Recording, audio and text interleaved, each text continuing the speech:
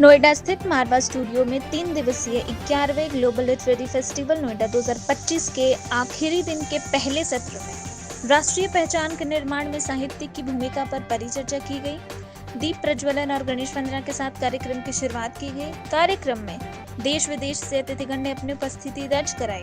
इसमें doctor Sandeep Marwah, festival president and chancellor of University of Media and Arts, Michael Paul, cultural director, embassy of Austria, Faisal Mahmood, minister, press high commission of Bangladesh, Sona Sharma, प्रसिद्ध लेखक, वंदना राग, प्रसिद्ध fiction writer, Ravi Valluri, प्रसिद्ध लेखक, विवेक मिश्रा, प्रसिद्ध लेखक, डॉक्टर उमापति दीक्षित, प्रसिद्ध लेखक, सुशील भारती, फेस्टिवल डायरेक्टर मौजूद रहे।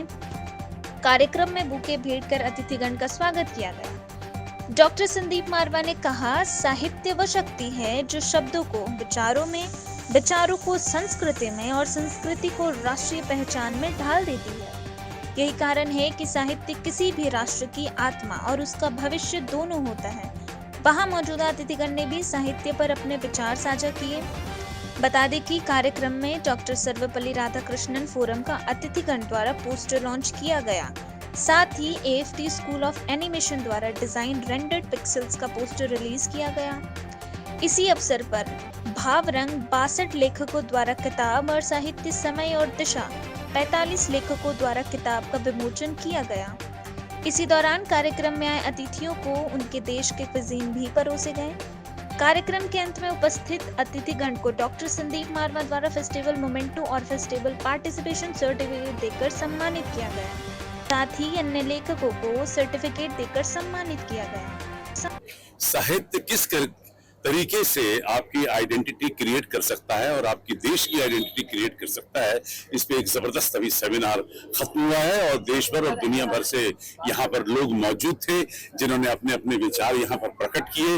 एक नया उत्साह, नया जोश, एक नई लगन पैदा हुई है और कई कविताओं और कई छंदों को यहाँ पर पढ़ा गया, जिससे एक नया जोश पैदा हुआ है। आज पूरे इस 11वें ग्लोबल लिटरेरी फेस्टिवल के तीसरे दिन आज भी पहले की तरह बहुत तांता लगा हुआ है, चारों तरफ खुशी का माहौल है और सबसे बड़ी बात तो ये कि ऐसा लग रहा है जैसे यहाँ पर ज्ञान की गंगा बह रही है।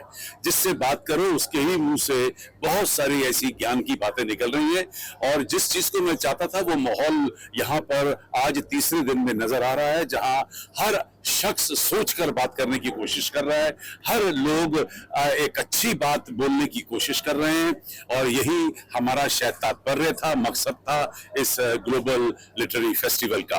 अभी चंद मिनट पहले हमने साहित्य, समय और दिशा और भाव रंग 2 कविताओं का विमोचन किया है और एक में हम लोगों ने तमाम राइटअप्स उनको बटोर कर उन कहानियों को, लेखों को जोड़ा है और दूसरी किताब में हम लोगों ने बहुत सारी कविताओं को छापा है। जब हमारी राइटर्स एसोसिएशन ऑफ इंडिया की मीटिंग हुई थी, वहां पर मैंने अनाउंस किया था कि हम लोग लिटरेरी फेस्टिवल के आने तक 2 किताबें छापना चाहते हैं और मुझे खुशी है कि वो दोनों किताबें आज छप के तैयार थी और आज इस बड़े मंच से राष्ट्रीय और अंतर्राष्ट्रीय स्तर के ऊपर लॉन्च हुई।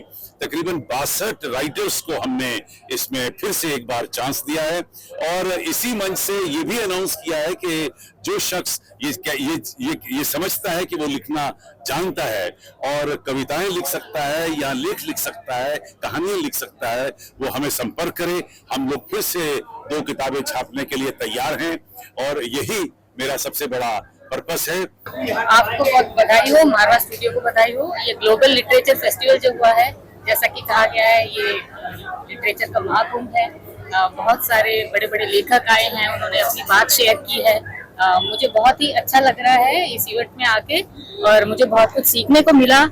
यंगस्टर्स जो है बहुत आगे आकर उन्होंने पार्टिसिपेट किया है, बहुत अच्छा वाइब है एंड मैं चाहती हूँ कि ये और आगे बढ़ता है।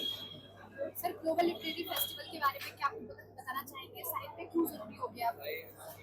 साहित्य हमेशा जरूरी रहा है और उसके बिना हम एक अधूरापन है और ये बहुत अच्छा फेस्टिवल है जहाँ हम सब लोग कनेक्ट हुए हैं।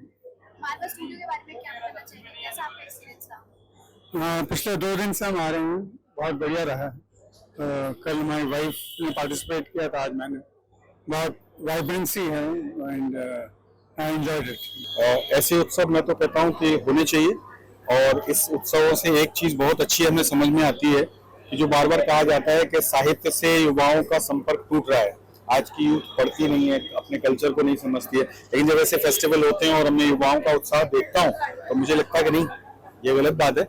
लोग आते भी हैं, पढ़ते भी हैं, सुनते भी हैं, तो ऐसे फेस्टिवल्स अच्छे लगते हैं। मैं कई बार इसमें हिस्सा बन चुका हूँ, तीसरी या चौथी बार शायद मैं आ रहा हूँ, और हर बार ये लगता है कि ये परंपरा मारवा स्टूडियो में संदीप मारवा जी ने और सुशील भारती जी ने आप सब लोगों ने इसको कंटिन्यू किया है।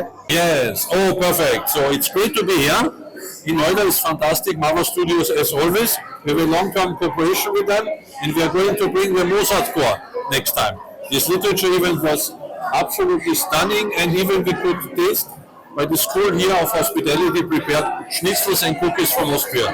So I have to say, keep on like that, and thanks to Dr. Marva, this is a good event. Thank you. Bye bye. You have to tell about the event. How did you like it, and what was your like experience? Okay. So as I mentioned earlier, that it's a pleasure, always a pleasure to come here in this institution, because the way, because the whole arrangement of a literature festival inside an academic institution is, the idea is great. And I was a former journalist, and I was a man of word, and I have written day to day on a day to day basis, but I've never started writing my books, because I feel like that writing a whole book is like a holy journey. You have to have like organized thoughts and everything. But then again, as I mentioned in the program, that literature is very sacred. It transcends boundaries. If you have love for words, if you have this love for finding beauty in literature, then it transcends boundaries. It transcends time and histories. And I hope that some great writers will come out from this festival and this institution. That's my aspiration. Thank you.